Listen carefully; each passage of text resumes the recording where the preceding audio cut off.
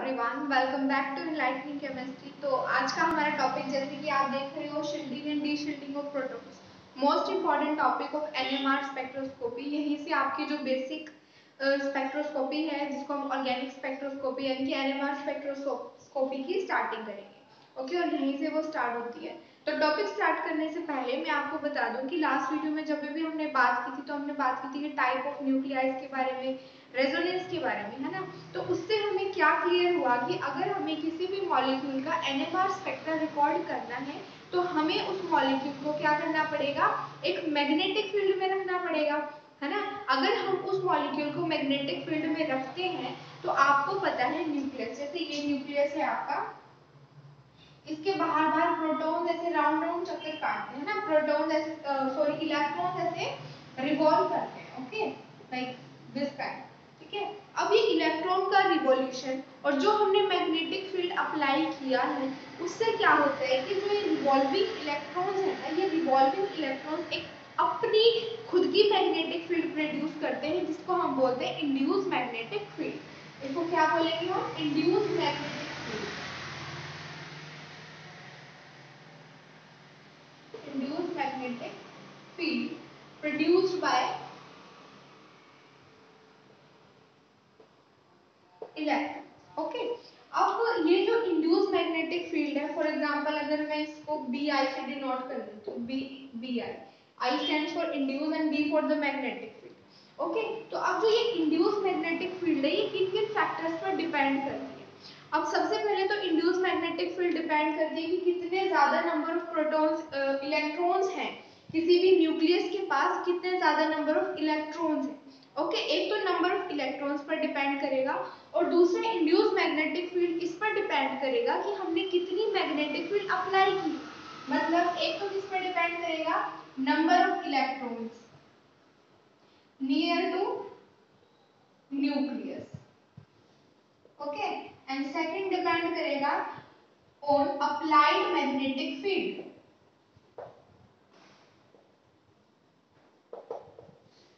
Okay, और इसको मैं डिनोट करती हूँ B naught. Okay, I think आपको इतना क्लियर हो गया है कि अब तक मैंने जो बताया है, मैंने यूं बोला है कि अगर किसी भी मॉलिक्यूल का मुझे एनएमआर स्पेक्ट्रा रिकॉर्ड करना है, तो उस मॉलिक्यूल को मुझे सबसे पहले एक मैग्नेटिक फील्ड में रखना पड़ेगा।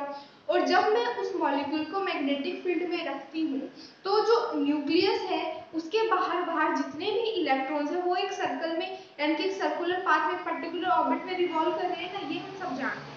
अब उस रिवॉल्यूशन के कारण और जो हमने मैग्नेटिक फील्ड अप्लाई की है, उसकी वजह से जो रिवॉल्विंग इलेक्ट्रॉन्स हैं, वो एक दूसरा मैग्नेटिक फील्ड प्रोड्यूस करती हैं, जिसको हम बोलते हैं इंड्यूस मैग्नेटिक फील्ड। और इसको मैंने डिनोट किया BI। ओके, और जो इंड्यूस मैग्नेटिक फील्ड है, वो किस चीज पर डिपेंड करता है, it depend upon two factor. Number one तो क्या होगा, number of electrons near to the nucleus, nucleus के पास जितने इलेक्ट्रॉन्स है उस पर डिपेंड करेगा। और second, it will depend upon the applied magnetic field, applied magnetic field पर डिपेंड करेगा। ओके, इतना क्लियर हुआ। ओके, चलो अब हम आगे बढ़ते हैं कि हमें शील्डिंग और डीशील्डिंग है क्या। ये तो हमें पता लग गया कि एक इंड्यूस मैग्नेटिक फील्ड प्रोड्यूस होगी जब भी हम किसी भी मॉलिक्यूल का एनएमआर स्पेक्ट्रा रिकॉर्ड करेंगे, है ना। तो अब जो ये इंड्यूस मैग्नेटिक फील्ड प्रोड्यूस हुई है किसी भी मॉलिक्यूल का एनएमआर स्पेक्ट्रा रिकॉर्ड करने के दौरान, वो इंड्यूस मैग्नेटिक फील्ड दो तरीके से काम कर सकती है। नंबर वन क्या हो सकता है कि अगर मान लो मेरे पास ये B not applied magnetic field है और BI इंड्यूस मैग्नेटिक फील्ड है, ठीक है। और एक मान लो आप B नॉट मेरे पास अप्लाइड मैग्नेटिक फील्ड है और BI इंड्यूस मैग्नेटिक फील्ड है, ठीक है। ये आपको मैं समझाती हूँ मैंने क्या बनाया है कि B नॉट अप्लाइड है, BI इंड्यूस है। अगर इन दोनों की मतलब एक ही डायरेक्शन में काम कर रहे हैं, दे रीइंफोर्स ईच अदर, अगर वो एक दूसरे को रीइंफोर्स कर रहे हैं, एक दूसरे को बढ़ा रहे हैं, तो इस कंडीशन को हम बोलते हैं शील्डिंग। क्या बोलेंगे, शील्डिंग। और यहाँ पर जैसे कि चलो उसको आगे फिर मैं समझाऊंगी, इतना समझ आया कि आपको शील्डिंग क्या होता है, डी शील्डिंग होगा यहाँ पे, सॉरी क्या होगा, डी शील्डिंग। मतलब जो अप्लाइड मैग्नेटिक फील्ड है और जो आपकी इंड्यूस मैग्नेटिक फील्ड है, दोनों एक ही डायरेक्शन में वर्क कर रहे हैं, या मैं यूं कहूं कि induce magnetic field reinforce the applied magnetic field, उसको बढ़ावा दे रही है, तो इस कंडीशन को बोलूंगी मैं डी शील्डिंग। अब आते हैं शील्डिंग पर।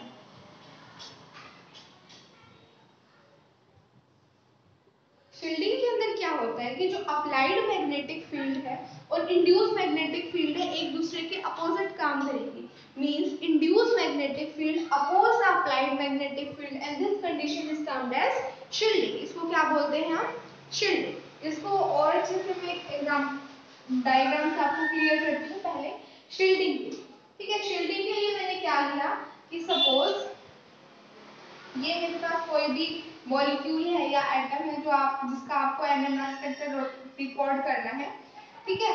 और जब मैंने इसके ऊपर मैग्नेटिक फील्ड अप्लाई की, मान लो इस डायरेक्शन में मैंने इसके ऊपर मैग्नेटिक फील्ड अप्लाई करी, तो जो मतलब इसका एक इलेक्ट्रॉन इसके बार-बार ऐसे रोटेट कर रहे हैं, तो ये एटम है या न्यूक्लियस है, तो इसकी वजह से एक इंड्यूस मैग्नेटिक फील्ड जनरेट होगी और वो इंड्यूस मैग्नेटिक फील्ड कुछ ऐसी होगी, है ना। तो देखो ये इंड्यूस मैग्नेटिक फील्ड की डायरेक्शन ऐसे होगी, ठीक है। अब यहाँ पर हुआ क्या, बी नॉट मैंने अप्लाई किया मैग्नेटिक फील्ड और यहाँ से डायरेक्शन देखो इसके अपोजिट आ रही है ना। मतलब ये दोनों एक दूसरे को रिपेल कर रहे हैं। ये है आपका इंड्यूस्ड मैग्नेटिक फील्ड जिसको मैंने बी आई से लिखा था, बी आई, ओके। और ये है आपका बी नोट जो मैंने अप्लाई किया था। दोनों अपोजिट डायरेक्शन में वर्क कर रहे हैं, तो इस कंडीशन को मैं बोलती हूँ शील्डिंग, क्योंकि ये आउटर इलेक्ट्रॉन्स की जो मैग्नेटिक फील्ड है या आउटर इलेक्ट्रॉन्स है वो न्यूक्लियस को शील्ड कर रहे हैं अप्लाइड मैग्नेटिक फील्ड से। ये अप्लाइड मैग्नेटिक फील्ड का अब जो इफेक्ट होगा ना न्यूक्लियस के ऊपर वो कम होगा, ठीक है। मतलब जितनी इसकी स्ट्रेंथ है ना फील्ड जो हमने अप्लाई किया है उतनी स्ट्रेंथ न्यूक्लियस को फील नहीं होगी, because it get shielded by the surrounding electron और it get shielded by the induced magnetic field. तो इसका मतलब क्या हुआ, जो बी इफेक्टिव है हमारा, बी इफेक्टिव मतलब कितना फील्ड स्ट्रेंथ इस न्यूक्लियस को फील हो रहा है वो किसके बराबर होगा, बी नॉट जो मैंने अप्लाई कर दिया माइनस का बी आई, मतलब जो मैंने अप्लाई किया है वो और minus of induced magnetic field. और हाँ, इंड्यूस्ड मैग्नेटिक फील्ड को B I is also equal to alpha into में बी नॉट। बी आई किसके बराबर होता है, अल्फा इंटू में बी नॉट। अब आता है क्वेश्चन की अल्फा की। अल्फा आपका शील्डिंग कांस्टेंट होता है, नथिंग एल्स, एक कांस्टेंट है बस। तो बी इफेक्टिव क्या हो गया यहाँ सर, यहाँ से B naught minus of alpha B, okay. I hope आपको क्लियर हो गया होगा शील्डिंग है क्या। ऐसे ही डी शील्डिंग है इसका अपोजिट, ठीक है। डी शील्डिंग में क्या था कि अब जो डायरेक्शन है ना मैग्नेटिक फील्ड की ये रिवर्स हो जाएगी, मतलब चेंज हो जाएगी।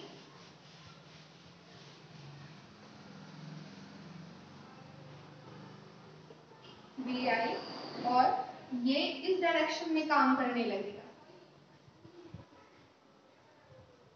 देखो ये आपका बी आई था, बी आई और बी नॉट की डायरेक्शन सेम है, means induced magnetic field reinforce the applied magnetic field. Induced magnetic field reinforce कर रही है अप्लाइड मैग्नेटिक फील्ड को।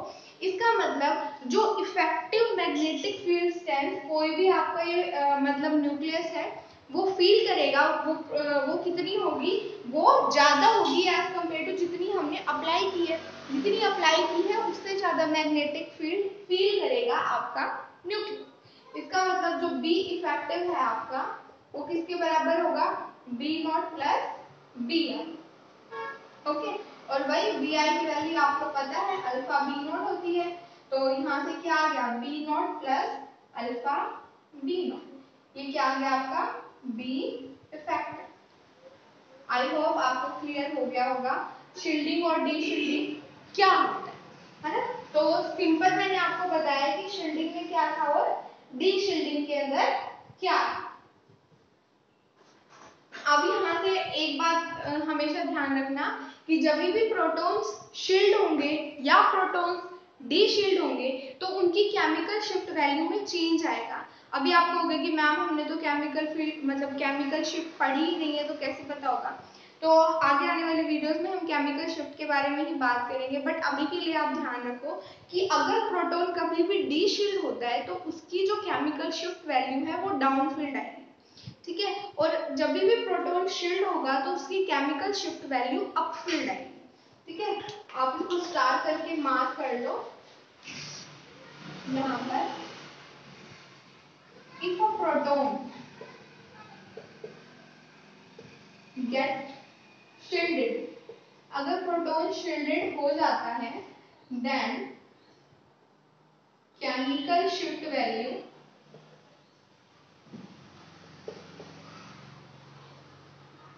appears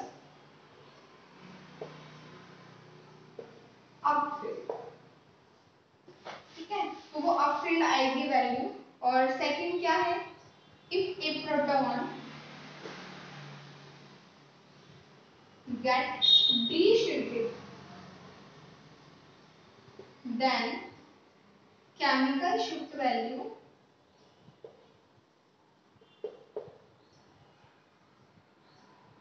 appear downfield,